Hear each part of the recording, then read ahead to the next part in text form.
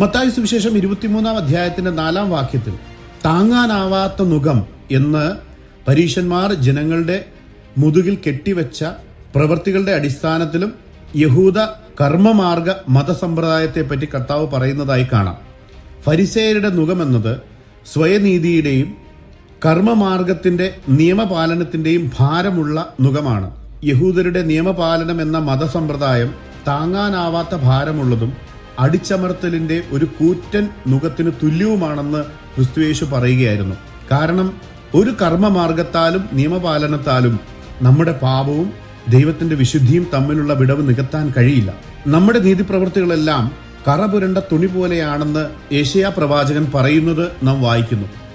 തന്റെ അടുക്കൽ വരുന്ന എല്ലാവർക്കും സ്വർഗത്തിലേക്കുള്ള വഴി നേടാനുള്ള വിഫല ശ്രമമായ കർമ്മമാർഗത്തിന്റെ താങ്ങാനാവാത്ത ഭാരത്തിൽ നിന്ന് അവർക്ക് വിശ്രമം നൽകുമെന്നും സ്വയനീതിയുടെയും നിയമപാലനത്തിന്റെയും അടിച്ചമർത്തൽ നുകത്തിൽ നിന്ന് അവർ അങ്ങനെ തന്റെ അടുക്കൽ വന്നാൽ വിശ്രമിക്കുമെന്നും ക്രിസ്തുയേശു വാഗ്ദാനം ചെയ്യുന്നു എന്നതാണ് സുവിശേഷം തന്നെ.